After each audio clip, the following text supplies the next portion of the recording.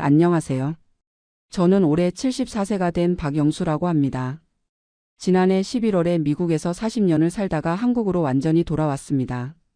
오늘은 제가 왜 미국을 떠나게 되었는지, 그리고 한국에서 살면서 미국에 대해 어떤 마음을 갖고 있는지 이야기해 보려고 합니다. 1984년 제가 34세 때 가족과 함께 미국 땅을 밟았습니다.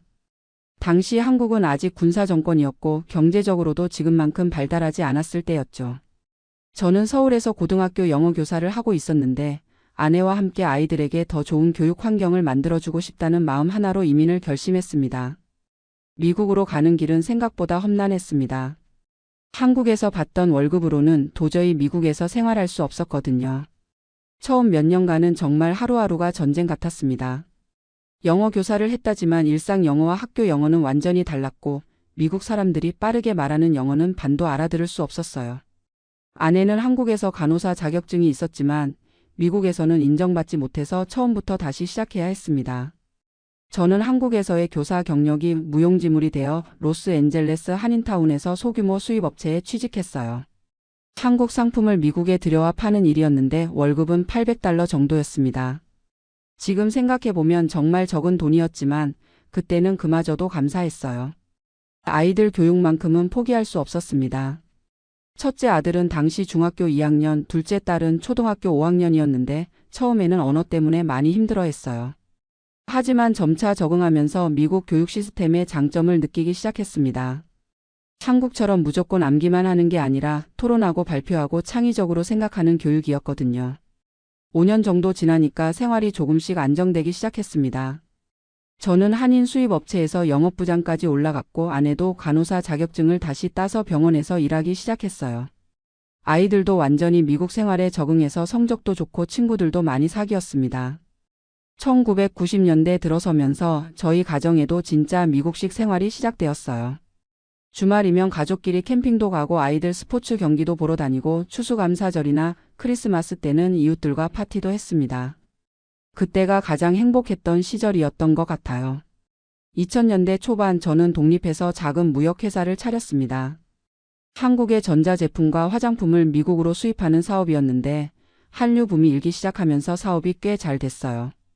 아들은 UCLA에서 경영학을 전공했고 딸은 USC에서 간호학을 공부했습니다.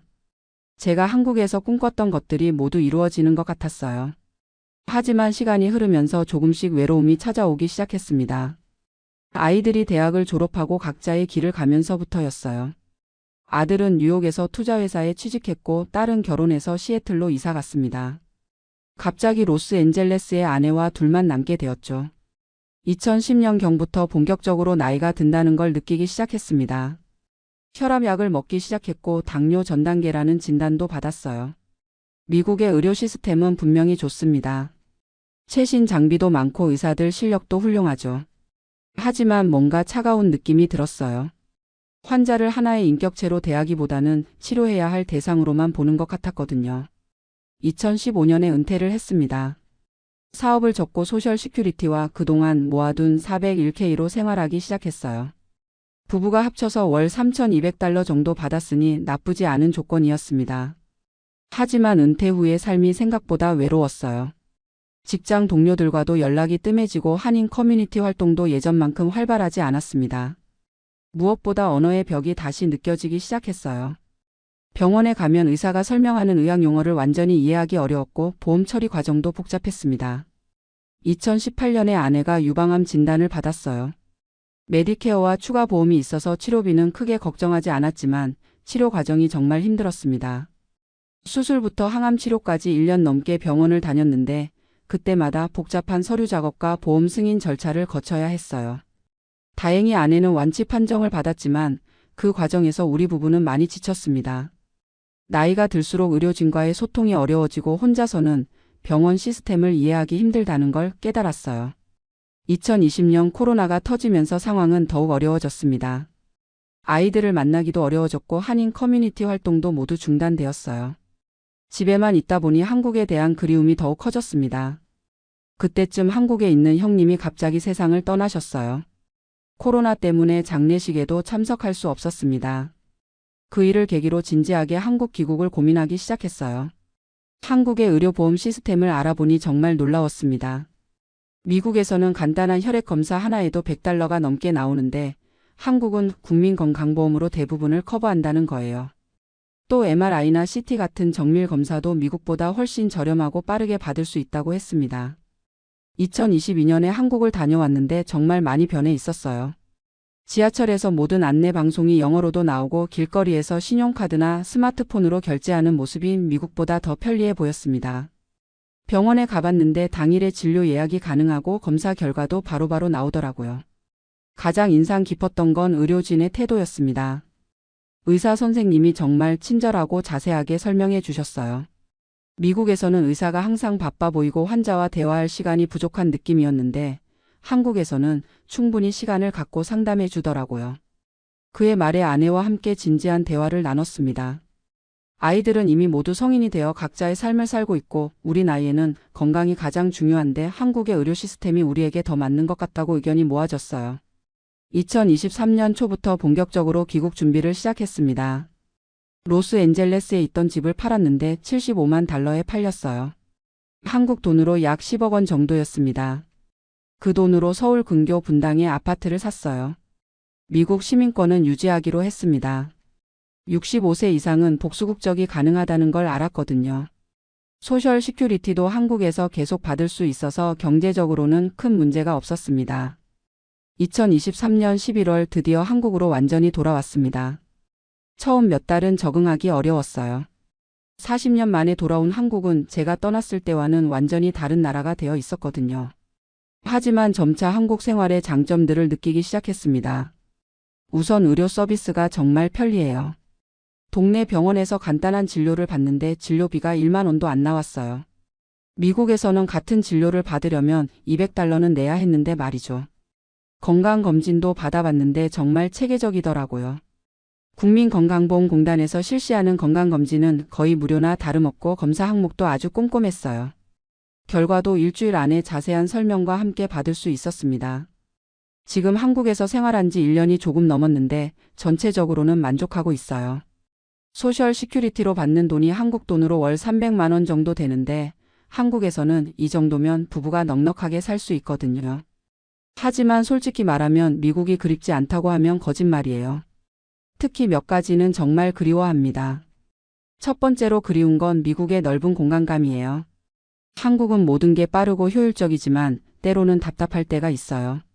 미국에서는 차로 조금만 나가면 끝없이 펼쳐진 평원이나 산맥을 볼 수 있었는데 그런 웅장함이 그립습니다. 두 번째는 미국의 개인주의 문화예요. 한국은 아직도 나이나 서열을 많이 따지잖아요. 74세인 제가 동네에서 만나는 사람들과 대화할 때도 격식을 차려야 하고 상대방의 나이나 직업을 의식하게 돼요. 미국에서는 나이나 직업에 상관없이 모든 사람이 평등하게 대화할 수 있었는데 그런 자유로움이 그립습니다. 세 번째는 미국의 서비스 마인드예요. 미국에서는 식당에 가면 웨이터가 정말 친절하게 대해줬어요.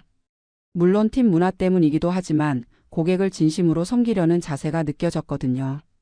한국도 서비스가 많이 좋아졌다고 하지만 아직은 미국만큼 자연스럽지 않은 것 같아요. 네 번째는 미국의 다양성이에요. 로스앤젤레스에서는 세계 각국의 음식을 쉽게 맛볼 수 있었어요. 멕시코 음식, 이탈리아 음식, 중국 음식, 일본 음식까지 정말 다양했죠. 한국에서도 외국 음식을 먹을 수 있지만 미국만큼 다양하지는 않아요. 다섯 번째는 미국의 자연환경이에요. 로스앤젤레스에서는 차로 2시간만 가면 요세미티 국립공원에 갈 수 있었어요. 그랜드 캐니언, 옐로스톤 같은 대자연의 웅장함은 한국에서는 경험할 수 없는 거죠. 등산을 좋아하는 저에게는 정말 소중한 추억들이었어요. 하지만 이런 그리움에도 불구하고 한국으로 돌아온 건 잘한 선택이라고 생각해요. 가장 큰 이유는 역시 의료 서비스 때문입니다. 얼마 전에 가슴에 통증이 느껴져서 응급실에 갔어요. 미국에서는 응급실에 가면 보험이 있어도 최소 $500는 나왔는데 한국에서는 5만 원도 안 나왔어요. 게다가 대기 시간도 미국보다 훨씬 짧았고 의료진도 친절했습니다. 정기검진도 비교가 안 돼요. 미국에서는 연례 건강검진을 받으려면 보험이 있어도 본인 부담금이 최소 $200는 나왔는데 한국에서는 국가건강검진으로 거의 무료로 받을 수 있어요. 위내시경, 대장 내시경 같은 검사도 정말 저렴하고요. 또 하나 만족하는 건 한국의 효율적인 시스템이에요. 병원 예약도 인터넷으로 쉽게 할 수 있고 처방전도 바로 약국에서 받을 수 있어요. 미국에서는 의사가 처방전을 써주면 보험회사 승인을 기다려야 하고 때로는 며칠씩 걸렸거든요. 교통도 정말 편해요. 지하철과 버스가 잘 연결되어 있어서 차 없이도 어디든 갈 수 있어요. 미국에서는 차가 없으면 아무것도 할 수 없었는데 나이가 들어서 운전하기 부담스러워지니까 대중교통이 이렇게 고마울 줄 몰랐어요. 언어 문제도 해결됐어요. 40년 동안 영어를 쓰면서도 의료진과 소통할 때는 항상 불안했거든요. 특히 복잡한 의학 용어나 보험 관련 설명을 들을 때는 정말 답답했어요. 지금은 모든 걸 한국어로 소통할 수 있으니까 얼마나 편한지 몰라요. 그리고 한국의 정이 그리웠다는 걸 새삼 깨달았어요. 동네 사람들이 서로 안부를 묻고 반찬도 나눠 먹고 이런 소소한 인간관계가 노년에는 정말 중요하더라고요. 미국에서는 이웃과 인사 정도만 나눴는데 한국에서는 진짜 관심을 갖고 챙겨주는 느낌이에요. 아이들과의 관계도 좋아졌어요. 물론 물리적으로는 멀어졌지만 오히려 더 자주 연락하게 됐어요. 한국에 돌아온 이후로 아들딸이 더 자주 안부 전화를 하고 휴가 때마다 한국에 놀러 와요. 미국에 있을 때는 같은 나라에 살면서도 1년에 몇 번 못 봤는데 지금이 더 가족 같은 느낌이에요. 경제적으로도 여유가 생겼어요. 미국에서는 소셜 시큐리티 $3,200로 겨우겨우 살았는데 한국에서는 같은 돈으로 훨씬 풍요롭게 살 수 있어요. 외식도 자주 하고 문화생활도 즐기고 가끔 국내 여행도 다녀요. 미국에서 40년을 살면서 많은 걸 얻었지만 인생의 마지막 장은 한국에서 마무리하는 게 맞는 것 같아요. 물론 미국의 좋은 점들이 그립긴 하지만 나이가 들수록 중요한 건 건강과 마음의 평안이거든요. 한국의 의료 시스템, 효율적인 생활 환경, 그리고 무엇보다 모국어로 소통할 수 있다는 편안함이 노년의 삶을 훨씬 윤택하게 만들어주고 있어요. 미국에서의 40년이 헛된 시간은 아니었어요. 아이들에게 좋은 교육 기회를 줄 수 있었고 더 넓은 세상을 경험할 수 있었으니까요. 하지만 인생의 황혼기에는 역시 고향이 최고인 것 같습니다. 앞으로 얼마나 더 살지는 모르겠지만 한국에서 건강하고 평안하게 여생을 보내고 싶어요. 가끔 미국이 그리울 때는 아이들과 화상통화를 하거나 미국에서 찍은 사진을 보면서 추억에 잠기곤 해요. 특히 그리운 건 로스앤젤레스의 따뜻한 날씨와 베니스 비치의 석양이에요. 주말 아침에 스타벅스에서 커피 한 잔 마시며 신문 읽던 여유로운 시간들도 그립고요. 하지만 그런 추억들이 있기에 더욱 감사한 마음으로 지금의 한국 생활을 즐기고 있습니다. 40년 만에 돌아온 고향에서 저는 인생의 마지막 장을 써내려가고 있어요. 미국에서의 경험은 제 인생의 소중한 자산이 되었고 한국에서의 현재는 그 경험을 바탕으로 한 평안한 결실이라고 생각해요. 두 나라에서 모두 살아본 사람으로서 각각의 장단점을 모두 알기에 더욱 지금 상황에 감사하며 살고 있습니다. 안녕하세요. 저는 올해 73세가 된 김철수라고 합니다. 지금 이 이야기를 들려드리는 것이 참 부끄럽고 또 아프지만 같은 실수를 반복하는 분들이 없었으면 하는 마음에 용기를 내어 말씀드리려고 합니다. 2년 전인 2022년 저는 45년간 살았던 미국 로스앤젤레스를 떠나 한국으로 돌아왔습니다. 그런데 지금 와서 생각해보니 제가 저지른 가장 큰 실수가 하나 있었습니다. 바로 미국 시민권을 포기한 것이었습니다. 이 이야기를 처음부터 차근차근 들려드리겠습니다. 젊은 시절의 아메리칸 드림.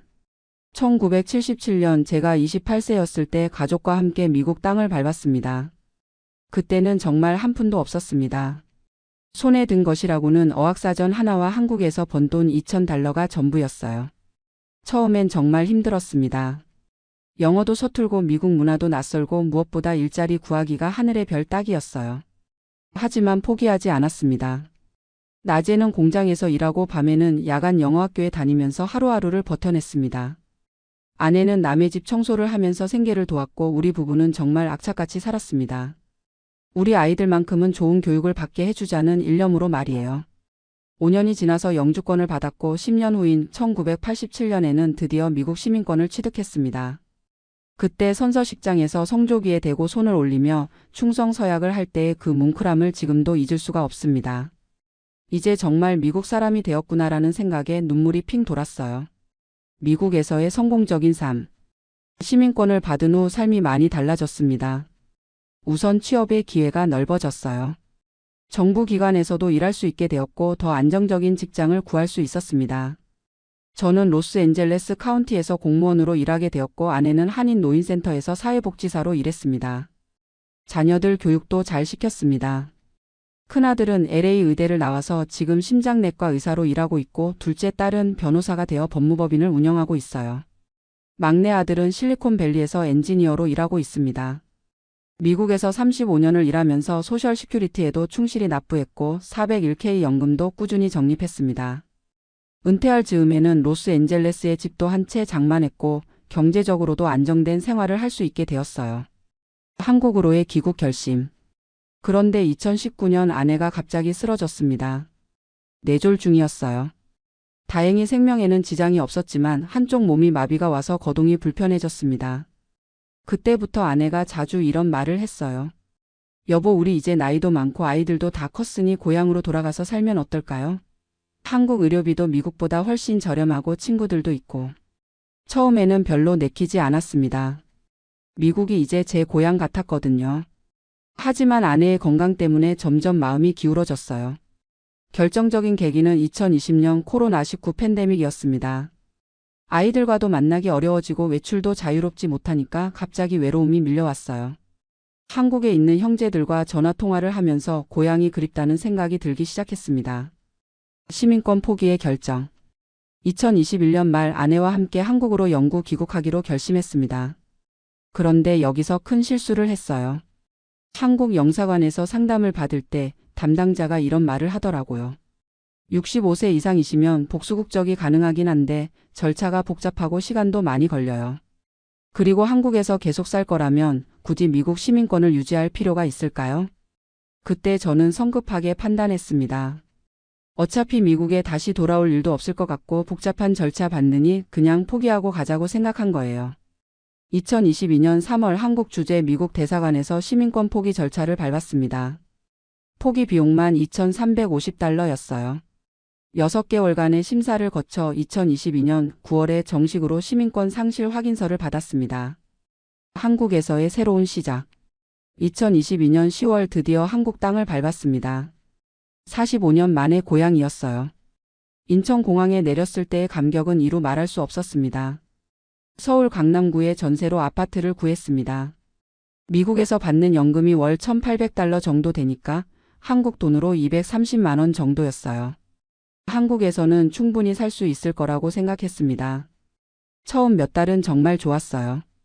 한국 친구들과 만나서 옛날 이야기도 하고 맛있는 한국 음식도 마음껏 먹고 지하철도 무료로 타고 다니니까 정말 천국 같았습니다. 첫 번째 문제, 연금 수령의 어려움.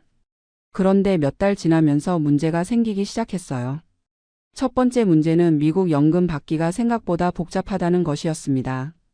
시민권을 포기했어도 소셜 시큐리티는 받을 수 있다고 했는데 한국 계좌로 직접 송금 받으려면 여러 가지 절차를 거쳐야 했어요. 게다가 30%의 세금이 원천 징수되더라고요.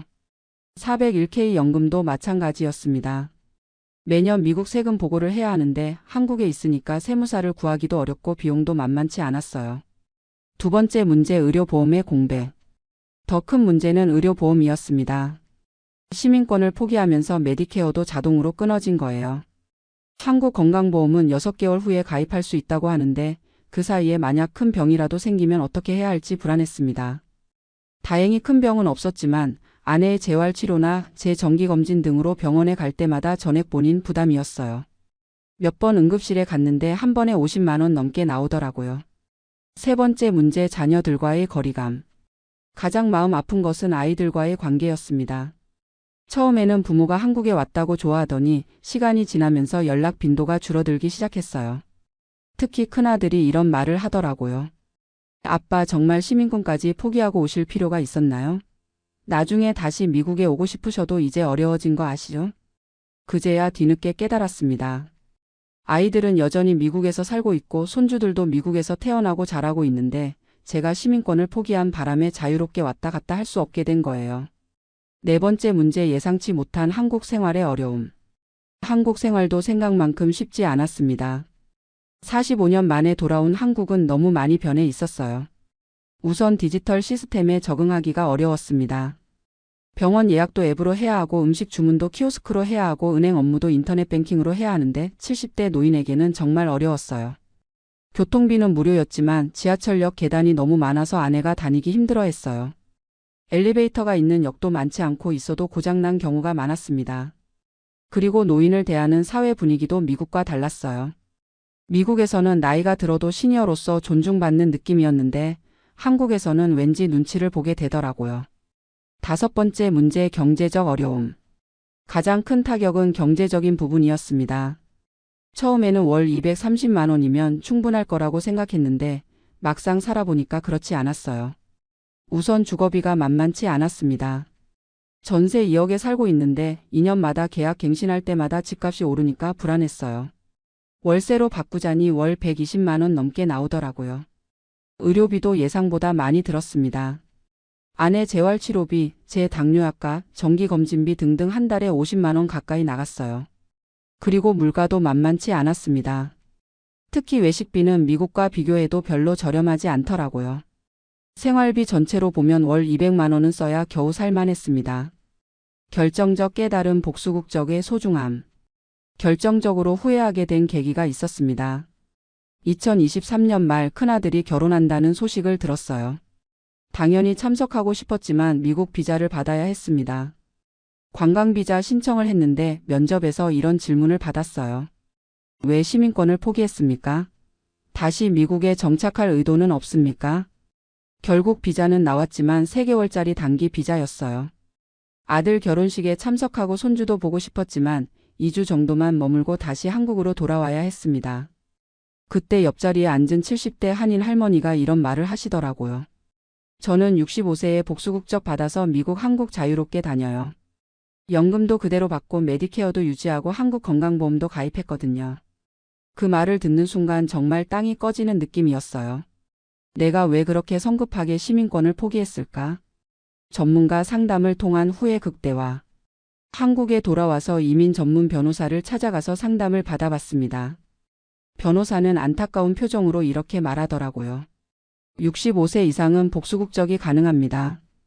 절차가 복잡하긴 하지만 7개월에서 8개월 정도면 완료됩니다. 그러면 한국 국적을 회복하면서도 미국 시민권을 유지할 수 있었어요. 한국에서는 한국 여권을 쓰고 미국에서는 미국 여권을 쓰면 되거든요. 그럼 지금이라도 늦지 않았겠네요? 라고 물어봤더니 변호사가 고개를 저었습니다. 이미 시민권을 포기하셨으니까 이제는 일반 외국인과 똑같습니다. 다시 시민권을 받으려면 영주권부터 새로 신청해야 해요. 자녀분들이 초청해 주시면 가능하긴 하지만 지금 미국 이민 대기자가 많아서 몇 년은 걸릴 것 같습니다. 그 말을 듣고 정말 한숨이 나왔어요. 45년간 쌓아온 모든 권리를 한순간에 성급한 판단으로 날려버린 거예요. 소셜 시큐리티와 메디케어의 중요성 재인식. 더 큰 문제는 메디케어였습니다. 시민권을 포기하면서 메디케어도 자동으로 끊어졌는데 나중에 시민권을 다시 받는다고 해도 메디케어는 새로 가입해야 한답니다. 그런데 늦게 가입하면 평생 페널티를 받는다고 하더라고요. 그럼 미국에서 치료받고 싶어도 이제 전액 본인 부담이네요? 라고 물어보니 변호사가 그렇다고 했습니다. 소셜 시큐리티는 다행히 계속 받을 수 있다고 했지만 30% 세금이 원천 징수되니까 실제로 받는 금액은 한 달에 $1260 정도였어요. 한국 돈으로 160만 원 정도밖에 안 되더라고요. 아내의 건강 악화와 의료비 부담. 2024년 초 아내 건강이 더 나빠졌습니다. 당뇨 합병증으로 신장 기능이 떨어져서 정기적으로 병원에 다녀야 했어요. 한국 건강보험이 있어서 치료비 부담은 줄었지만 그래도 한 달에 30만 원 넘게 나왔습니다. 특히 아내가 좋아하는 물리치료나 한방치료는 비급여 항목이 많아서 비용이 만만치 않았어요. 그러다가 아내가 갑자기 이런 말을 했어요. 여보, 미국에 있었으면 메디케어로 이런 치료들을 다 받을 수 있었을 텐데. 그 말을 듣고 가슴이 미어졌어요. 아내 건강 때문에 한국에 왔는데 오히려 의료비 부담이 더 커진 것 같았거든요. 자녀들과의 관계 악화. 가장 마음 아픈 것은 아이들과의 관계였습니다. 처음에는 한 달에 한 번씩 화상통화를 했는데 점점 연락이 뜸해졌어요. 2024년 여름 둘째 딸이 아이를 낳았습니다. 저희에게는 3번째 손주였어요. 당연히 보러 가고 싶었지만 또 복잡한 비자 절차를 밟아야 했습니다. 큰아들이 전화로 이런 말을 하더라고요. 아빠, 시민권이 있었으면 그냥 오시면 됐을 텐데. 이제 와보시려면 매번 비자 받느라 몇 주씩 걸리잖아요. 정말 가슴이 찢어지는 느낌이었어요.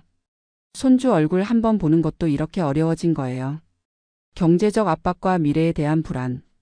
2024년 하반기부터는 경제적으로도 점점 어려워졌습니다. 한국 물가가 계속 올랐는데 미국 연금은 그대로였거든요. 특히 전세금 문제가 심각했어요. 2년 계약이 만료되는데 집주인이 3억으로 올려달라고 하더라고요. 5천만 원을 더 내거나 아니면 월세로 바꿔야 했습니다. 월세로 바꾸면 매월 150만 원이 나가는데 연금으로는 감당하기 어려웠어요. 그렇다고 5천만 원을 더 낼 여유도 없었고요. 친구들과의 격차감. 더 힘들었던 것은 한국에서 만난 친구들과의 격차감이었습니다. 저와 비슷한 나이의 친구들은 대부분 자기 집이 있었고 자녀들이 한국에서 성공해서 경제적으로 여유가 있었어요. 반면 저는 전세살이에 자녀들은 모두 미국에 있고 경제적으로도 빠듯한 상황이었습니다. 친구들과 만나서 밥 한 번 먹는 것도 부담스러워졌어요. 어떤 친구는 이런 말도 했습니다. 철수야, 너는 왜 시민권까지 포기하고 왔어? 나라면 복수국적 받아서 양쪽에서 혜택 다 받았을 텐데. 그런 말을 들을 때마다 정말 후회스러웠어요. 건강 문제와 의료 시스템의 한계. 2024년 말 제가 갑자기 가슴 통증을 느꼈습니다. 응급실에 갔더니 협심증 초기 증상이라고 하더라고요. 다행히 큰 문제는 아니었지만 정기적으로 검사를 받아야 한다고 했습니다. 한국 의료진은 실력이 뛰어나고 친절했지만 아무래도 미국에서 45년간 다니던 주치의와는 달랐어요. 병력을 새로 설명해야 하고 과거 치료 기록도 따로 없으니까 불편했습니다. 그때 문득 이런 생각이 들었어요. 미국에 있었으면 45년간 다니던 주치의가 있고 메디케어로 비용 걱정 없이 치료받을 수 있었을 텐데. 가장 후회되는 한 가지. 지금까지 긴 이야기를 들려드렸지만 제가 가장 후회하는 한 가지는 바로 충분한 정보 없이 성급하게 결정한 것입니다. 65세 이상은 복수국적이 가능하다는 것을 알았더라면 절대 시민권을 포기하지 않았을 거예요. 복잡한 절차라고 해봤자 7개월에서 8개월이면 되는 건데 그 정도는 충분히 기다릴 수 있었거든요. 복수국적이 있었다면 미국과 한국을 자유롭게 오갈 수 있었을 것. 소셜 시큐리티를 세금 없이 전액 받을 수 있었을 것. 메디케어를 유지해서 의료비 걱정 없이 살 수 있었을 것. 자녀들과 손주들을 자유롭게 만날 수 있었을 것. 한국 건강보험도 가입해서 양쪽 혜택을 다 누릴 수 있었을 것. 현재 상황과 미래 계획. 지금 상황은 이렇습니다. 큰아들이 저희를 초청해서 영주권 신청을 도와주겠다고 했어요. 하지만 지금 대기자가 많아서 최소 3년은 기다려야 한다고 합니다. 그 3년 동안 저희는 한국에서 계속 살아야 해요.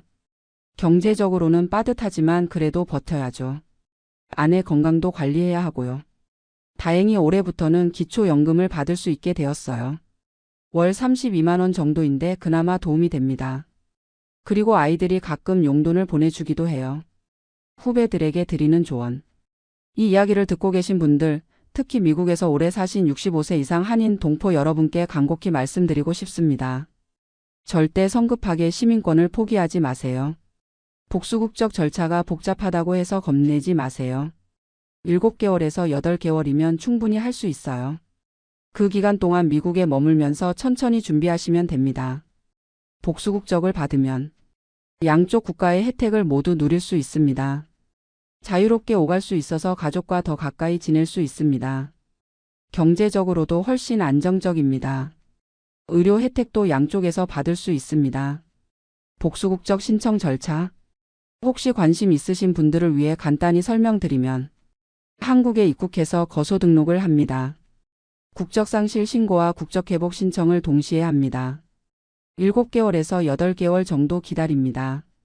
국적회복 허가가 나면 1년 이내에 외국 국적 불행사 서약을 합니다. 주민등록을 하고 한국 여권을 발급받습니다. 이 과정에서 미국 시민권은 그대로 유지됩니다. 다만 한국에서는 한국 여권을 써야 하고 미국에서는 미국 여권을 써야 해요.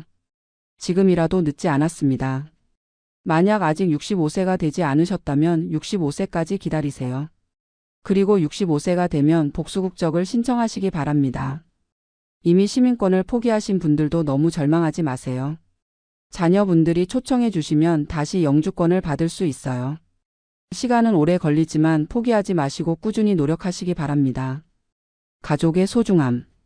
이번 일을 겪으면서 가장 크게 깨달은 것은 가족의 소중함입니다.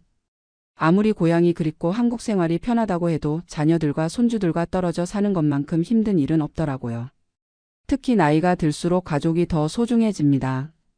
건강도 예전 같지 않고 혼자서 할 수 있는 일도 줄어들고 그럴 때 가족이 곁에 있다는 것이 얼마나 큰 힘이 되는지 모릅니다. 저희 같은 경우는 자녀들이 모두 미국에 있으니까 복수국적을 받아서 자유롭게 오갔어야 했는데 그런 선택권을 스스로 포기해버린 거예요. 경제적 현실. 또 하나 말씀드리고 싶은 것은 경제적 현실입니다. 한국 물가가 예전보다 많이 올랐어요. 특히 주거비나 의료비는 생각보다 만만치 않습니다. 미국 연금만으로 한국에서 여유롭게 살기는 쉽지 않아요. 특히 전세금 문제는 정말 심각합니다. 2년마다 계약 갱신할 때마다 불안하고 집값이 계속 오르니까 부담이 큽니다. 만약 복수국적이 있었다면 한국에서 살다가 경제적으로 어려워지면 미국으로 다시 가서 살 수도 있었을 텐데 지금은 그런 선택권이 없어요. 의료 시스템의 차이. 의료 시스템도 생각해 볼 점이 많습니다. 한국 의료 기술은 세계 최고 수준이고 건강보험도 잘 되어 있어요. 하지만 45년간 미국에서 쌓아온 의료 기록이나 주치의와의 관계는 대체할 수 없더라고요. 특히 만성질환이 있으신 분들은 더 신중하게 생각하셔야 해요. 새로운 병원, 새로운 의사에게 적응하는 것도 쉽지 않고 과거 치료 기록을 새로 만드는 것도 번거롭습니다. 메디케어의 경우 한번 끊어지면 나중에 다시 가입할 때 페널티가 있어요. 이런 부분도 미리 알아보시고 결정하시기 바랍니다. 사회적 적응의 어려움. 45년 만에 돌아온 한국은 정말 많이 변해 있었어요. 특히 디지털화가 빠르게 진행되어서 70대 노인이 적응하기에는 어려운 부분이 많았습니다. 병원 예약, 음식 주문, 은행 업무, 교통카드 충전 등 일상생활의 많은 부분이 디지털화되어 있어요. 젊은 분들은 금방 적응하시겠지만 저희 같은 노인층에게는 쉽지 않더라고요. 그리고 사회 분위기도 예전과 달랐어요. 미국에서는 나이가 들어도 시니어로서 존중받는 느낌이었는데 한국에서는 왠지 눈치를 보게 되는 경우가 많았습니다. 문화적 차이와 정체성 혼란. 45년간 미국에서 살면서 어느 정도 미국 문화에 적응했는데 한국에 와서 보니 문화적 혼란이 생기더라고요.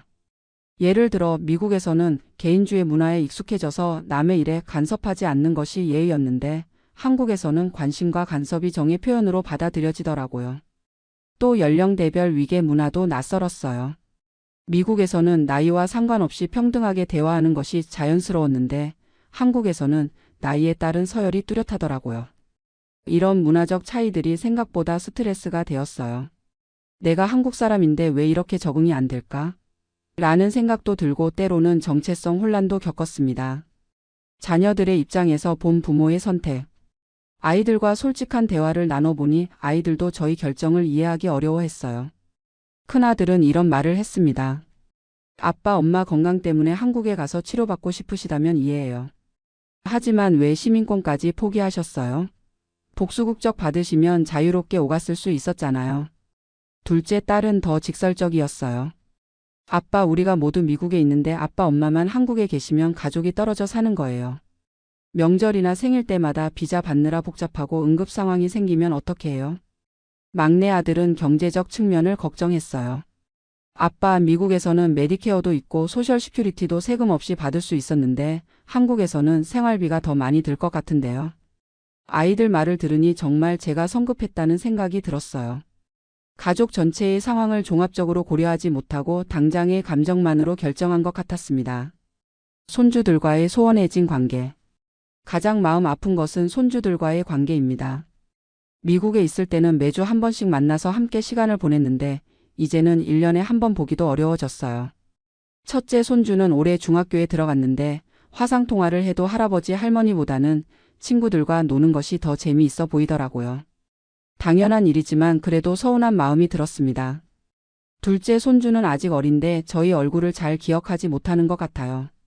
화상통화를 해도 어색해하고 할아버지 할머니가 누구예요? 라고 물어보기도 해요. 셋째 손주는 작년에 태어났는데 아직 한 번밖에 못 봤어요. 코로나19도 있었고 비자 문제도 있고 여러 가지 이유로 자주 갈 수가 없었거든요. 후회의 순간들.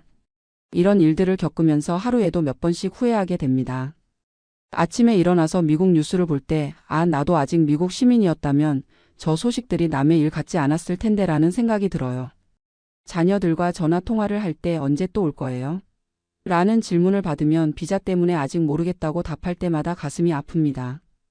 병원에 갈 때마다 메디케어가 있었다면 이 검사도 부담 없이 받을 수 있었을 텐데라는 생각이 들어요. 친구들과 만날 때 다들 미국과 한국을 자유롭게 오간다는 이야기를 들으면 나만 바보같이 시민권을 포기했구나라는 생각에 우울해집니다. 아내의 마음. 아내도 많이 힘들어합니다. 처음에는 고향에 돌아왔다고 좋아했지만 시간이 지나면서 점점 아이들과 손주들이 그리워지더라고요. 특히 아내는 손주들을 많이 그리워해요. 미국에 있을 때는 매주 손주들과 만나서 밥도 해주고 책도 읽어주고 정말 행복했는데 이제는 화상통화로만 봐야 하니까 너무 아쉽다고 자주 말해요. 그리고 아내도 미국 의료 시스템을 그리워합니다. 미국에서는 물리치료도 메디케어로 받을 수 있었는데 여기서는 비급여라서 부담스럽다고 하더라고요. 가끔 아내가 이런 말을 할 때가 있어요. 여보, 우리가 너무 성급했나? 복수국적 받아서 왔다 갔다 하면서 살 걸 그랬나? 그런 말을 들을 때마다 정말 미안한 마음이 듭니다. 아내 건강 때문에 한국에 왔는데 오히려 아내가 더 힘들어하는 것 같아서요. 현실적 대안 모색. 지금 상황에서 할 수 있는 최선의 방법을 찾고 있습니다. 일단 큰아들이 저희를 초청해서 영주권 신청을 도와주기로 했어요. 가족 초청 이민이라서 시간은 오래 걸리지만 언젠가는 다시 미국에 갈 수 있을 거예요. 그 전까지는 한국에서 최대한 경제적으로 절약하면서 살려고 합니다. 전세에서 월세로 바꿔서 보증금 부담을 줄이고 생활비도 최대한 아껴 쓰고 있어요. 의료비 부담을 줄이기 위해 건강관리에도 더 신경 쓰고 있습니다. 정기 운동도 하고 식단 관리도 하고 예방 차원에서 건강검진도 빠짐없이 받고 있어요. 아이들과의 연락도 더 자주 하려고 노력하고 있어요. 화상통화는 일주일에 한 번씩 하고 손주들 생일이나 특별한 날에는 선물도 보내고 있습니다. 미래에 대한 희망. 비록 지금은 어렵지만 포기하지 않고 있어요. 언젠가는 다시 영주권을 받아서 미국에 갈 수 있을 거라고 믿고 있습니다. 그때는 더 이상 복수국적은 어렵겠지만 적어도 자녀들과 손주들 가까이에서 살 수 있을 거예요. 그리고 미국 의료 시스템의 혜택도 다시 받을 수 있을 거고요. 한국에서의 경험도 완전히 나쁜 것만은 아니었어요. 오랜 친구들과 다시 만날 수 있었고 한국 문화도 다시 경험할 수 있었고 한국 의료진의 실력도 직접 확인할 수 있었거든요. 무엇보다 이런 경험을 통해서 가족의 소중함을 더 깊이 깨달을 수 있었어요. 그리고 복수국적의 중요성도 뼈저리게 느낄 수 있었고요. 마지막 당부. 긴 이야기를 끝까지 들어주셔서 감사합니다. 제가 이런 창피한 이야기를 들려드리는 이유는 단 하나예요. 저와 같은 실수를 하시는 분이 없었으면 하는 마음 때문입니다. 65세 이상이시면 반드시 복수국적을 신청하세요. 절차가 복잡하다고 겁내지 마시고 시간이 걸린다고 포기하지 마세요. 7개월에서 8개월 정도면 충분히 할 수 있어요. 그리고 가족과 떨어져 사는 것의 어려움을 꼭 고려하세요. 특히 자녀들이 미국에 있으시다면 복수국적이 정말 중요합니다. 경제적 현실도 냉정하게 계산해 보세요. 한국 물가가 예전만큼 저렴하지 않아요. 특히 주거비, 의료비는 생각보다 많이 듭니다. 마지막으로 충분한 정보를 수집한 후에 결정하세요. 저처럼 성급하게 결정하지 마시고 이민 전문가나 경험자들과 충분히 상담한 후에 결정하시기 바랍니다. 저의 실수가 여러분에게는 교훈이 되었으면 좋겠습니다. 감사합니다. 안녕하세요. 저는 올해 67세가 된 박철수라고 합니다. 미국에 온 지 벌써 35년이 되었는데요. 오늘은 제가 매년 겪고 있는 세금 문제에 대해 이야기해 보려고 합니다. 사실 젊을 때는 세금이 그렇게 복잡하지 않았어요. WSI 받아서 간단히 신고하면 끝이었거든요. 그런데 나이가 들고 여러 가지 수입원이 생기면서 세금 신고가 점점 복잡해지더라고요. 지금은 매년 CPA한테 $2,000씩 내면서 세금 보고를 맡기고 있는데 이게 정말 큰 부담이에요. 제가 왜 이렇게 복잡한 상황에 처하게 되었는지 차근차근 말씀드릴게요. 1992년에 미국에 왔을 때만 해도 저는 단순한 직장인이었습니다. 한국에서 기계공학을 전공하고 자동차 부품 회사에서 일하다가 미국 진출하는 회사를 따라온 거였거든요. 처음 10년 정도는 정말 단순했어요. 회사에서 주는 WSI 하나로 세금 보고 끝이었으니까요. 터보텍스나 HR블록 같은 데서 $200 정도 내면 끝났죠. 그런데 2005년 즈음부터 상황이 복잡해지기 시작했어요. 첫 번째 이유는 부동산 투자를 시작한 거였습니다. 한인타운 근처에 작은 콘도 하나를 사서 렌트를 주기 시작했는데 이게 스케줄이라는 복잡한 양식을 작성해야 하더라고요. 임대 수입은 물론이고 감가상각비, 수리비, 관리비 같은 걸 다 계산해서 넣어야 했어요. 두 번째는 2010년에 작은 비즈니스를 시작한 거였어요. 회사에서 얼리 리타이어먼트 PACKA 그래미를 받고 나와서 한인들 상대로 자동차 정비소를 차렸거든요. 이것도 스케줄시로 사업소득을 신고해야 하는데 정말 복잡했어요. 매출 원가, 각종 비용들을 다 정리해야 하고 자영업자 세금도 따로 내야 하고요. 세 번째는 한국에 있는 자산들 때문이었어요. 2015년에 아버지가 돌아가시면서 한국에 있는 아파트 하나를 상속받았는데 이게 정말 골치 아픈 일의 시작이었어요. 미국에서는 전 세계 모든 소득을 신고해야 한다고 하더라고요. 한국 아파트 임대료도 신고해야 하고 한국에서 낸 세금은 또 외국 납부세액 공제라는 걸로 처리해야 하고요. 그런데 가장 복잡한 건 FATCA랑 FBAR라는 거였어요. 해외 금융 계좌 신고라고 하는데 한국에 있는 은행 계좌가 1만 달러가 넘으면 신고해야 한다는 거예요. 계좌 번호, 최고 잔액, 이자, 소득 같은 걸 다 신고해야 하는데 이걸 놓치면 벌금이 엄청나다고 하더라고요. 2018년부터는 또 다른 문제가 생겼어요. 소셜 시큐리티를 받기 시작하면서 소셜 시큐리티 소득에 대한 세금 계산이 들어간 거예요. 소셜 시큐리티는 다른 소득에 따라서 세금을 내야 할 수도 있고 안 내도 될 수도 있는데 이 계산이 또 복잡하더라고요. 그래서 결국 2015년부터는 CPA를 찾아가기 시작했어요. 처음에는 한인 CPA한테 갔는데 $1,200 정도 받더라고요. 이 정도면 괜찮지 않나 생각했는데 해가 갈수록 비용이 올라가는 거예요. 2020년에는 코로나 때문에 여러 가지 새로운 양식들이 생겼어요. PPP 론을 받았다가 프로그램 IVNESS 받는 것도 신고해야 하고 스티뮬러스 체크 관련해서도 추가 계산이 들어가고요. 그 해에는 $1,800를 냈어요. 그리고 작년부터는 아예 $2,000를 넘어섰어요. 왜냐하면 한국에 있는 아파트를 팔았거든요. 한국에서는 양도소득세를 내고 미국에서도 캐피털 그램 AIN으로 신고해야 하는데 이중과세를 피하기 위한 계산이 정말 복잡했어요. CPA가 한국 세무사랑도 연락해 가면서 계산해야 한다고 하더라고요. 지금 제 세금 보고에 들어가는 양식만 해도 1040, 스케줄 A, B, C, D, E, 폼 8938, FBAR, 폼 1116 같은 게 한 10개가 넘어요. 일반 사람들은 1040 메인 폼 하나면 끝나는데 저는 이렇게 복잡한 거예요. 특히 제일 짜증나는 게 한국 자산 때문에 생기는 문제들이에요. 한국은행에서 받는 서류들은 다 한국어로 되어 있으니까 CPA가 이해할 수 있도록 번역도 해줘야 하고요. 한국 세법이랑 미국 세법이 달라서 중간에 조정할 게 많다고 해요. 예를 들어 한국에서는 전세 보증금을 받았을 때 소득으로 안 치는데 미국에서는 이자 없는 대출을 받은 거로 봐서 임프유티드 인트러스트라는 걸 계산해야 한다는 거예요. 이런 걸 누가 알겠어요? 그리고 매년 세법이 바뀌어서 새로운 계산들이 추가돼요. 작년에는 CRYPTOCURRENCY 관련해서도 질문이 추가됐고 올해는 또 뭔가 바뀔 거라고 하더라고요. CPA 비용이 매년 오르는 것도 정말 부담스러워요. 2015년에 $1,200였던 게 지금은 $2,000예요. 거의 10년 만에 70% 가까이 오른 거죠. CPA가 하는 말이 제 케이스가 복잡해서 시간이 많이 걸린다는 거예요. 특히 한국 자산 관련해서는 별도로 한국 세무사랑도 컨설팅을 받아야 한다고 하더라고요. 올해는 특히 더 복잡해졌어요.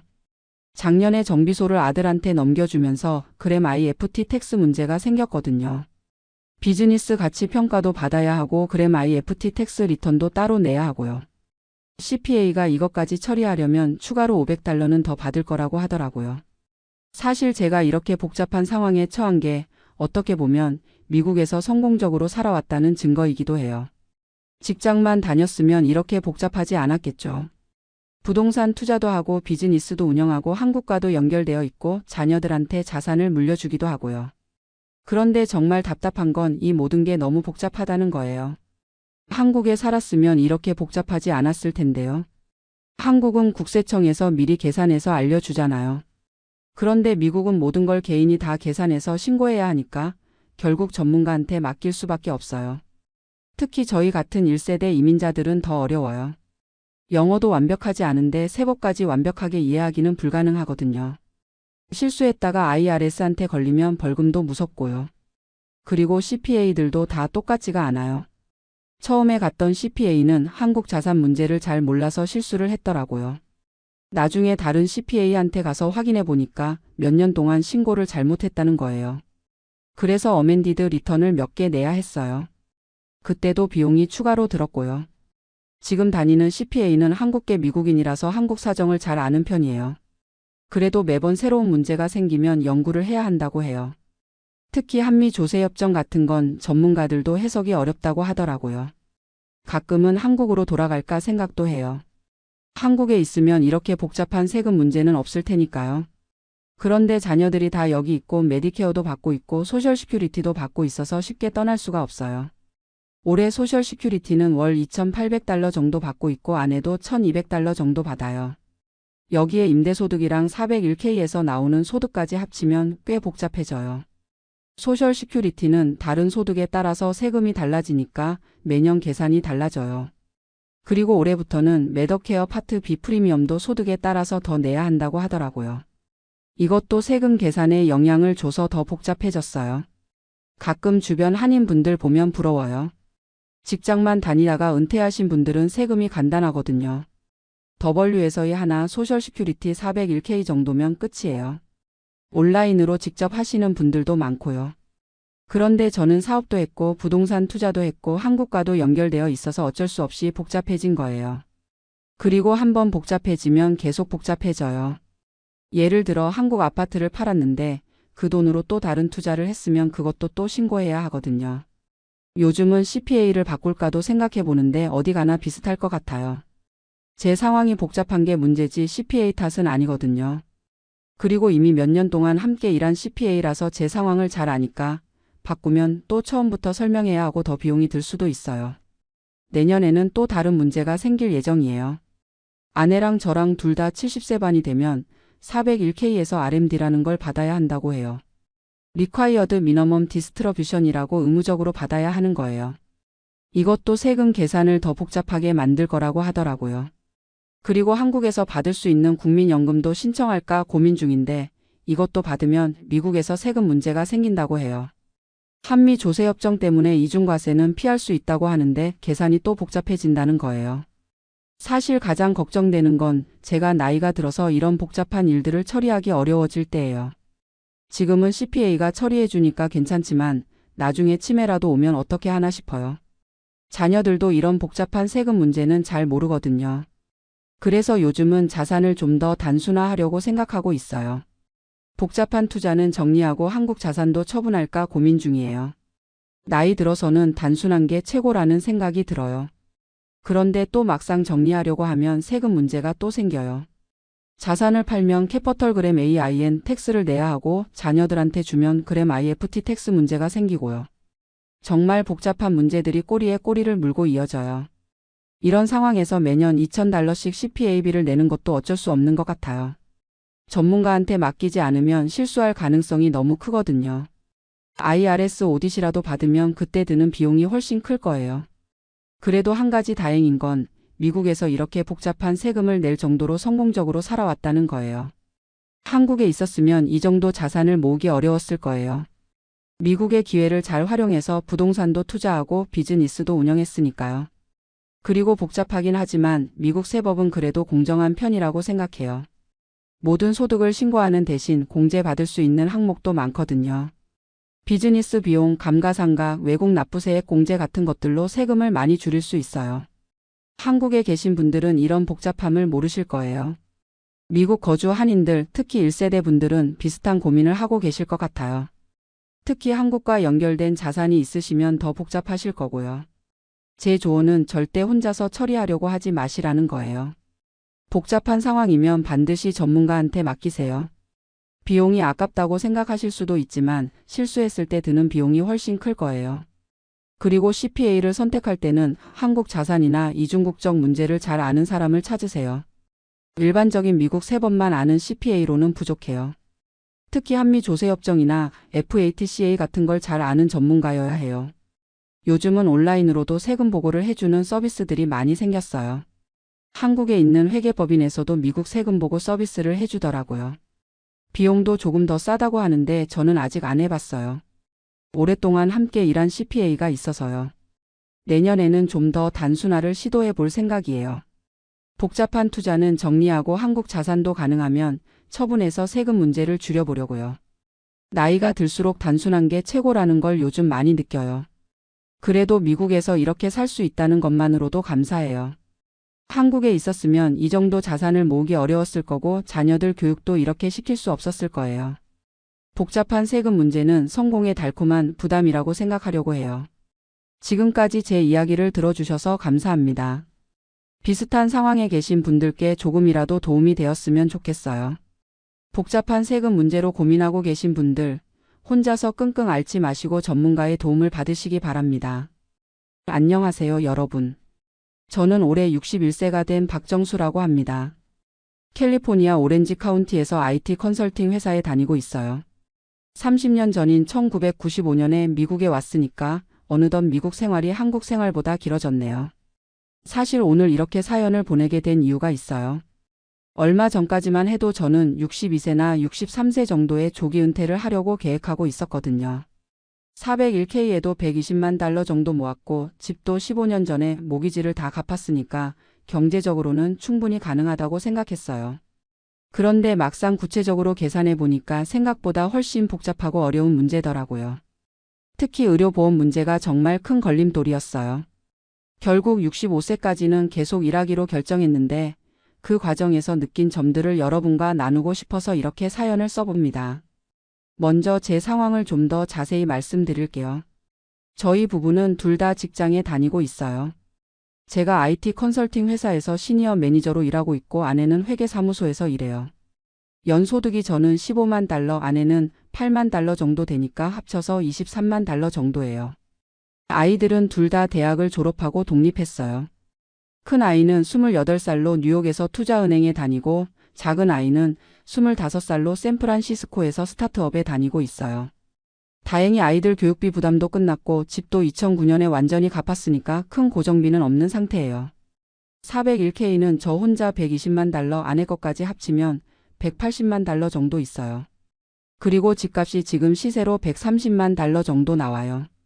2000년에 65만 달러에 샀는데 많이 올랐죠. 그래서 순자산으로는 300만 달러가 넘으니까 숫자상으로는 충분히 은퇴할 수 있을 것 같았어요. 실제로 작년 말쯤부터 진지하게 조기 은퇴를 고민하기 시작했어요. 회사 일이 점점 힘들어지기도 하고 젊은 직원들과의 세대 차이도 느끼고 있거든요. 특히 코로나 이후로 모든 게 디지털화되면서 적응하기가 쉽지 않더라고요. 그러던 중에 한국에 있는 고등학교 동창들과 화상통화를 할 기회가 있었어요. 그때 듣게 된 이야기가 저에게 큰 충격이었어요. 제 친구 중에 김모라는 친구가 있는데 얘는 대기업에서 임원까지 했던 친구예요. 그런데 57세에 명예퇴직을 하고 지금은 제주도에서 펜션을 운영하면서 살고 있대요. 야, 정수야. 나 이제 진짜 자유롭게 살고 있어. 아침에 일어나서 바다 보면서 커피 한 잔 마시는 게 이렇게 행복한 줄 몰랐다고 하더라고요. 또 다른 친구인 이모는 공무원이었는데 60세에 정년퇴직하고 지금은 등산 동호회 활동하면서 여유롭게 지내고 있어요. 매일 산에 가서 운동하고 오후에는 도서관에서 책 읽고 저녁에는 부인과 산책하면서 지내는데 정말 좋다고 하더라고요. 그 이야기들을 들으니까 정말 부러웠어요. 저도 빨리 은퇴해서 그런 자유로운 생활을 해보고 싶더라고요. 그래서 본격적으로 조기 은퇴 계획을 세우기 시작했어요. 처음에는 간단하게 생각했어요. 401k에서 돈을 빼서 생활하면 되지 뭐가 어렵나 싶었거든요. 그런데 막상 조사해보니까 59.5세 전에 401k에서 돈을 빼면 10% 페널티를 내야 한다는 걸 알게 됐어요. 다행히 55세에 회사를 그만두면 마지막 회사 401k에서는 페널티 없이 돈을 뺄 수 있다는 규정이 있더라고요. 그래서 62세에 은퇴하면 페널티는 문제 없겠다 싶었어요. 그런데 진짜 문제는 의료보험이었어요. 지금 회사에서 제공하는 의료보험은 정말 좋거든요. 월 보험료가 가족 기준으로 400달러 정도밖에 안 들어요. 회사에서 대부분을 부담해 주니까요. 그런데 회사를 그만두면 이 보험을 못 받잖아요. 처음에는 코브라 보험을 생각했어요. 코브라는 회사를 그만둬도 기존 보험을 18개월까지 유지할 수 있는 제도거든요. 그런데 문제는 비용이었어요. 회사에서 더 이상 보험료를 보조해 주지 않으니까 전액 자비로 내야 하는데 월 1,800달러가 넘더라고요. 1,800달러면 연간 21,600달러예요. 18개월 동안만 계산해도 32,400달러가 들어가는 거죠. 게다가 18개월이 지나면 다른 보험을 찾아야 하는데 그때는 더 비싸질 수도 있고요. 그래서 오바마 케어를 알아봤어요. 오바마 케어는 기존 병력을 따지지 않고 가입할 수 있어서 좋다고 들었거든요. 그런데 여기서 또 문제가 생겼어요. 오바마 케어는 소득에 따라서 보조금을 받을 수 있는데 저희처럼 401k에서 돈을 빼서 생활하면 그게 다 소득으로 계산되더라고요. 예를 들어서 연간 8만 달러를 401k에서 빼서 생활하면 그게 그의 소득이 되는 거예요. 문제는 저희 나이대에서 오바마 케어 보험료가 엄청 비싸다는 거였어요. 소득이 연방 빈곤선의 400%를 넘으면 보조금을 못 받는데 2인 가족 기준으로 연 소득이 7만 달러 정도만 넘어도 보조금이 없어져요.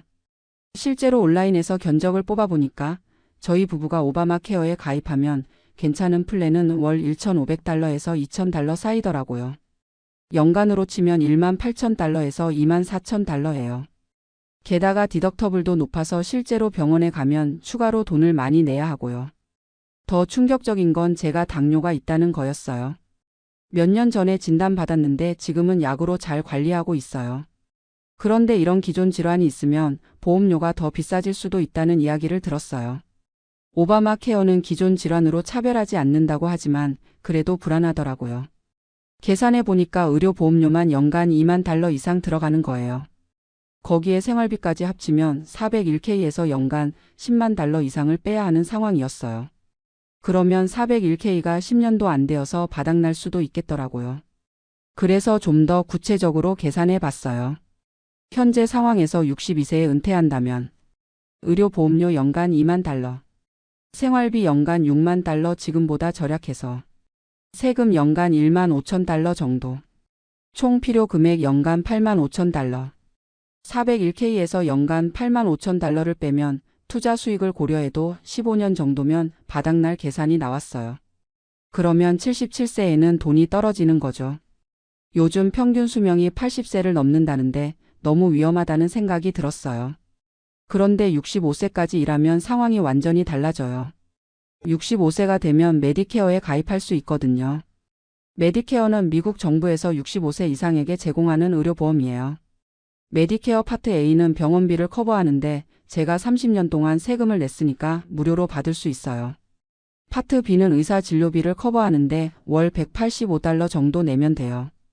거기에 처방약 보험인 파트 D까지 합쳐도 월 250달러 정도면 충분해요. 지금 회사 보험료 월 400달러와 비교하면 오히려 더 싸죠. 물론 보장 범위는 좀 다르지만 메디케어 서플리먼트 보험을 추가로 들어도 월 500달러 정도면 충분해요.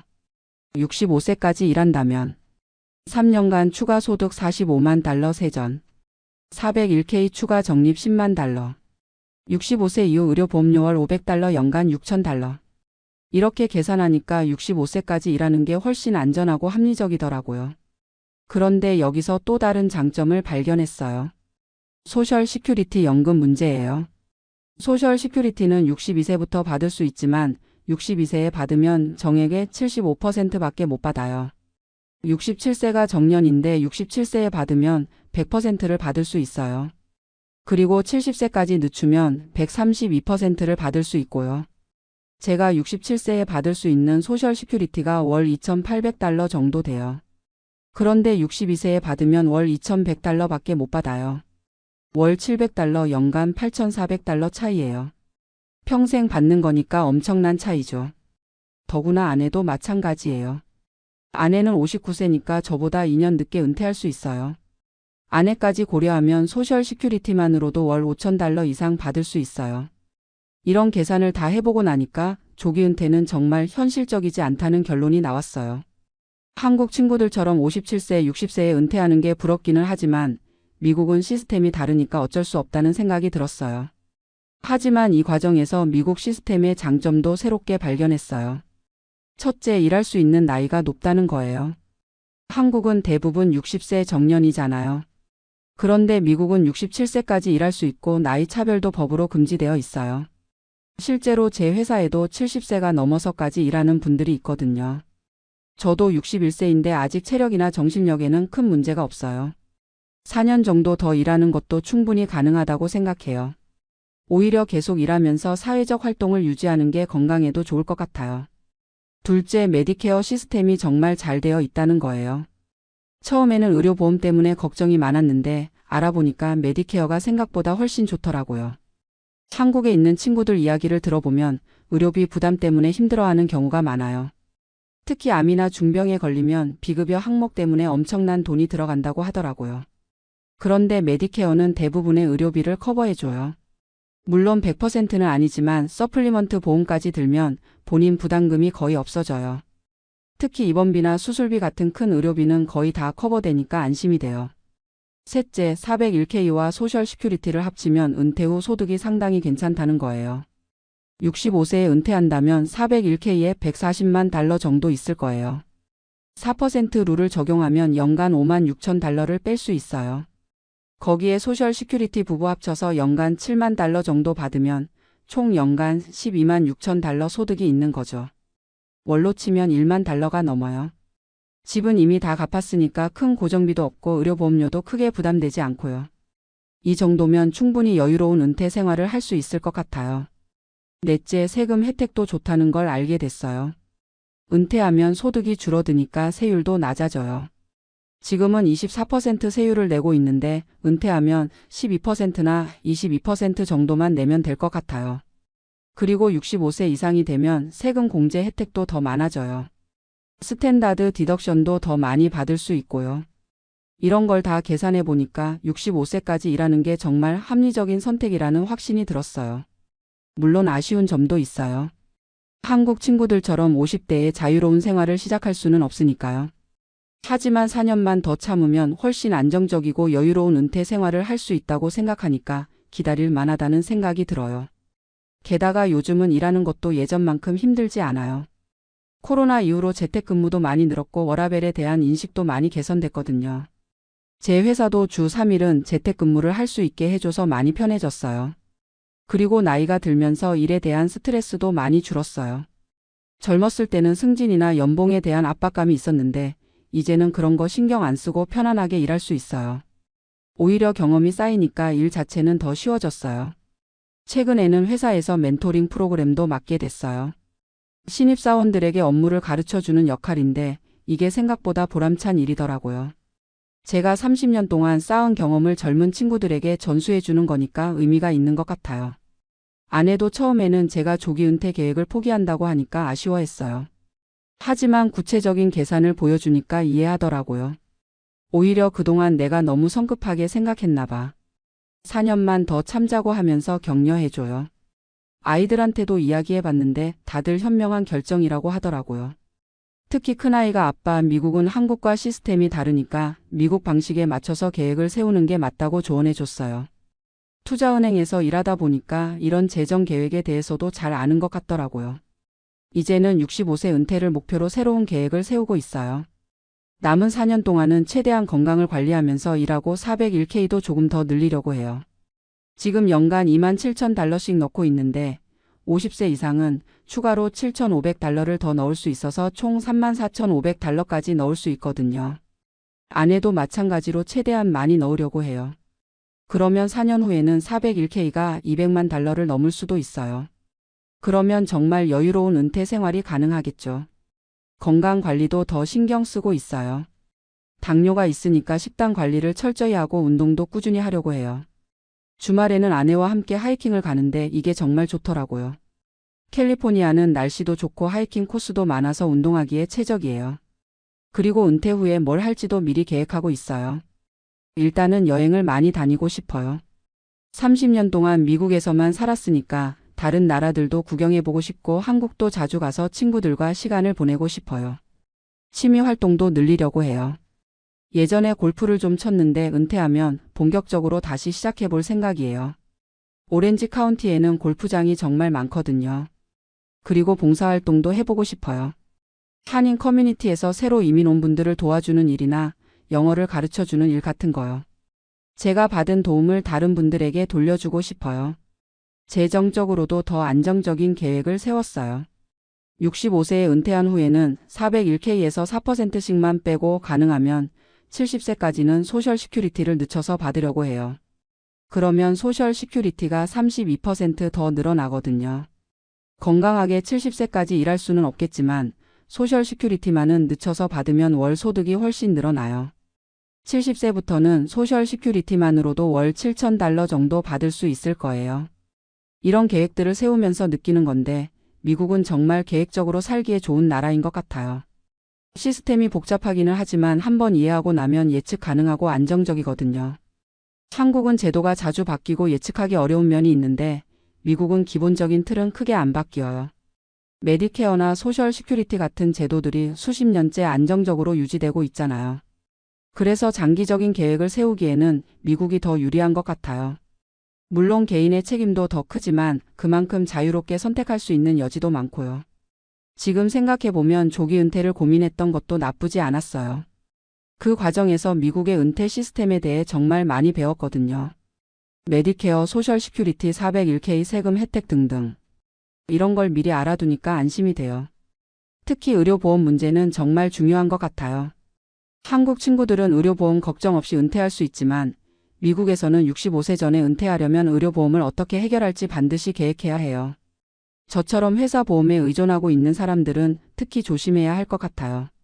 코브라나 오바마 케어로 해결할 수는 있지만 비용이 만만치 않거든요. 연간 $20,000 이상 들어가는 건 정말 부담이 크죠. 그런데 65세만 되면 메디케어로 해결되니까 그때까지만 참으면 되는 거예요. 4년이라는 시간이 길게 느껴질 수도 있지만 안정적인 은퇴를 위해서는 기다릴 만한 가치가 있다고 생각해요. 요즘은 주변에 있는 다른 한국분들께도 이런 정보를 나누고 있어요. 저처럼 조기 은퇴를 고민하시는 분들이 생각보다 많거든요. 특히 코로나 이후로 일에 대한 회의감을 느끼는 분들이 늘었어요. 얼마 전에 교회에서 만난 박모라는 분도 비슷한 고민을 하고 계시더라고요. 58세인데 회사에서 스트레스를 많이 받아서 그만두고 싶어 하세요. 그래서 제 경험을 자세히 말씀드렸어요. 박 형님, 저도 그런 마음 충분히 이해해요.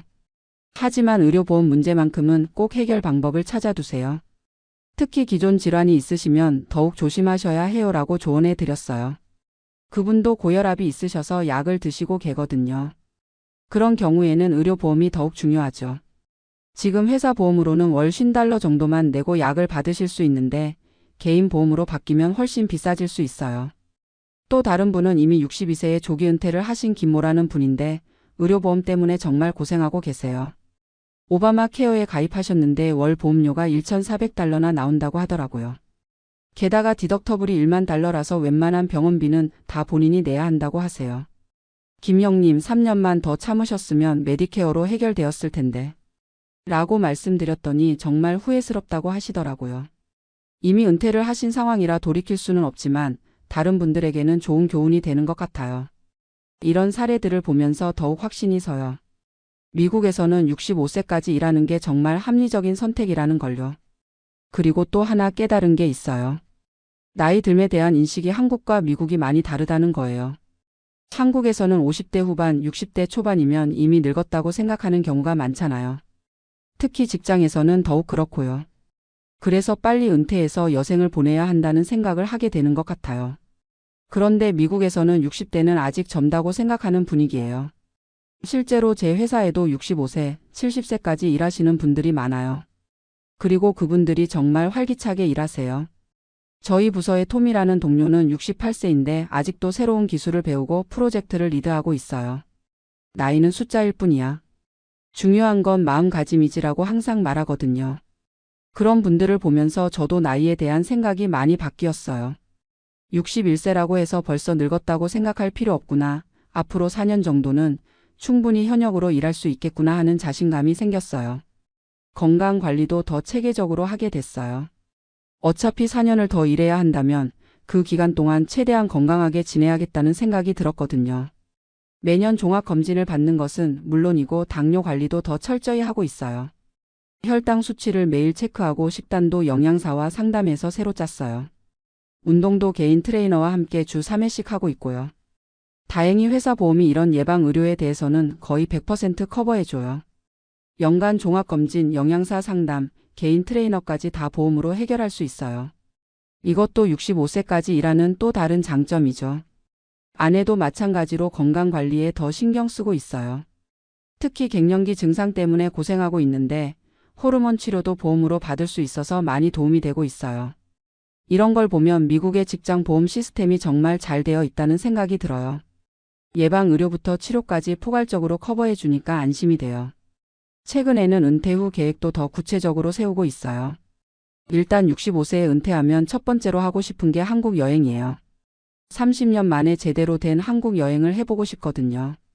그동안은 부모님 문안이나 간단한 일로만 한국에 갔었는데 이제는 정말 여행다운 여행을 해보고 싶어요. 친구들도 만나고 맛있는 음식도 먹고 관광도 하고요. 특히 제주도에 있는 김모 친구를 꼭 만나보고 싶어요. 펜션도 구경해보고 제주도의 아름다운 자연도 감상해보고 싶고요. 그때는 정말 자유로운 마음으로 여행할 수 있을 것 같아요. 그리고 미국 내에서도 가보고 싶은 곳들이 많아요. 캘리포니아에 30년 동안 살면서도 정작 미국의 다른 지역은 많이 못 가봤거든요. 은퇴하면 RV를 렌트해서 전국을 돌아다니는 것도 해보고 싶어요. 특히 국립공원들을 많이 가보고 싶어요. 옐로스톤, 그랜드 캐니언, 요세미티 등등. 이런 곳들을 시간에 쫓기지 않고 천천히 둘러보고 싶어요. 손자, 손녀들과 보내는 시간도 늘리고 싶어요. 큰아이가 내년에 결혼할 예정인데 몇 년 후면 손주가 생길 수도 있잖아요. 그때는 할아버지 역할도 제대로 해보고 싶어요. 지금은 일 때문에 바빠서 아이들과 시간을 많이 못 보내는데 은퇴하면 자주 만날 수 있을 거예요. 뉴욕이나 샌프란시스코에 놀러 가서 며칠씩 지낼 수도 있고요. 취미 생활도 본격적으로 해보고 싶어요. 예전에 사진 찍는 걸 좋아했는데 요즘은 카메라를 거의 안 만지게 되더라고요. 은퇴하면 좋은 카메라도 하나 사고 사진 동호회도 가입해서 활동해보고 싶어요. 그리고 한국어도 다시 공부해보고 싶어요. 30년 동안 영어만 쓰다 보니까 한국어 실력이 많이 떨어진 것 같거든요. 특히 요즘 한국에서 쓰는 신조어들은 거의 모르겠어요. 한국 친구들과 대화할 때도 가끔 답답할 때가 있고요. 한인 커뮤니티 활동도 더 적극적으로 해보고 싶어요. 지금은 교회 정도만 다니고 있는데 은퇴하면 한인회나 다른 단체 활동도 해보고 싶어요. 새로 이민 온 분들에게 도움도 되고 싶고요. 특히 저처럼 IT 분야에서 일하려는 분들에게는 제 경험을 나눠주고 싶어요. 30년 동안 이 분야에서 일하면서 쌓은 노하우들이 있거든요. 그런 걸 후배들에게 전수해 주는 것도 의미 있는 일이라고 생각해요. 이런 계획들을 세우다 보니까 시간이 금방 갈 것 같아요. 4년이라는 시간이 처음에는 길게 느껴졌는데 이제는 충분히 기다릴 만한 시간이라는 생각이 들어요. 그리고 무엇보다 마음이 편해졌어요. 처음에 조기 은퇴를 포기했을 때는 좀 아쉽고 답답한 마음이 있었거든요. 한국 친구들은 자유롭게 사는데 나만 계속 일해야 한다는 생각에 우울하기도 했고요. 하지만 이제는 오히려 감사한 마음이 들어요. 61세까지도 건강하게 일할 수 있다는 것, 안정적인 소득이 있다는 것, 좋은 의료보험을 받을 수 있다는 것. 이런 것들이 다 감사한 일이라는 걸 깨달았어요. 한국 친구들 중에는 조기 은퇴를 했지만 경제적으로 힘들어하는 경우도 있거든요. 특히 의료비나 생활비 부담 때문에 다시 일자리를 찾는 분들도 있다고 하더라고요. 그런 이야기들을 들으면서 저는 정말 현명한 선택을 했다는 확신이 들어요. 4년만 더 참으면 훨씬 안정적이고 여유로운 은퇴 생활을 할 수 있으니까요. 아내도 이제는 완전히 동의해요. 여보, 우리가 성급하게 생각했네. 미국은 미국만의 시스템이 있으니까 그에 맞춰서 계획을 세우는 게 맞아라고 하면서 격려해줘요. 아이들도 저희 결정을 지지해줘요. 특히 작은 아이가 아빠, 엄마 건강하게 오래 일하시는 게 최고예요. 저희도 그런 부모님이 자랑스러워요라고 하더라고요. 이런 가족들의 지지가 있어서 더욱 힘이 나는 것 같아요. 요즘은 일하는 것도 예전보다 훨씬 즐거워요. 65세까지라는 명확한 목표가 있으니까 마음이 편하거든요. 스트레스를 받을 일도 별로 없고 그냥 편안한 마음으로 일하고 있어요. 회사에서도 저를 시니어 멤버로 인정해주고 있어요. 중요한 결정을 할 때 의견을 물어보기도 하고 신입사원 교육도 맡겨주고요. 이런 역할들이 생각보다 보람 있더라고요. 특히 요즘 젊은 친구들은 정말 똑똑해요. 새로운 기술을 배우는 속도도 빠르고 창의적인 아이디어도 많고요. 그런 친구들과 일하면서 저도 많이 배우고 있어요. 제가 경험을 알려주고 젊은 친구들이 새로운 기술을 알려주고 이런 식으로 서로 도우면서 일하니까 정말 좋은 시너지가 나는 것 같아요. 이제 마지막으로 하고 싶은 말이 있어요. 미국에서 은퇴를 준비하시는 모든 분들께 드리고 싶은 조언인데요. 조기 은퇴를 꿈꾸는 것은 좋지만 반드시 현실적인 계산을 해보시기 바라요. 특히 의료보험 문제는 정말 중요해요. 65세 전에 은퇴하려면 연간 2만 달러 이상의 의료보험료를 각오해야 해요. 이게 정말 큰 부담이거든요. 그리고 401k에서 돈을 빼는 것도 신중하게 계산해 보세요. 조기 인출 페널티는 물론이고 세금 문제도 복잡해요. 전문가와 상담해 보시는 걸 추천해요. 소셜 시큐리티도 마찬가지예요. 62세에 받으면 평생 30% 적게 받아야 해요. 이게 얼마나 큰 손실인지 꼭 계산해 보세요. 반대로 65세까지 일하면 얻는 장점들도 많아요. 메디케어로 의료보험 문제가 해결되고 401k도 더 늘릴 수 있고 소셜 시큐리티도 더 많이 받을 수 있어요. 무엇보다 마음의 안정이 달라져요. 경제적으로 여유로운 은퇴를 할 수 있다는 확신이 있으면 정말 편안해져요. 저도 처음에는 조기 은퇴를 포기하는 게 아쉬웠지만 이제는 정말 현명한 선택이었다고 생각해요. 4년 후에는 훨씬 여유롭고 안정적인 은퇴 생활을 할 수 있을 거예요. 한국 친구들처럼 50대에 자유로운 생활을 시작할 수는 없지만 대신 60대 후반부터는 정말 걱정 없는 자유로운 생활을 할 수 있어요. 이것도 나쁘지 않은 선택이라고 생각해요. 미국은 한국과 시스템이 다르니까 미국 방식에 맞춰서 계획을 세우는 게 중요한 것 같아요. 그러면 분명히 좋은 결과가 있을 거예요. 제 경험이 비슷한 고민을 하고 계신 분들에게 조금이라도 도움이 되었으면 좋겠어요. 모든 분들이 건강하고 여유로운 은퇴 생활을 하실 수 있기를 진심으로 바랍니다. 감사합니다.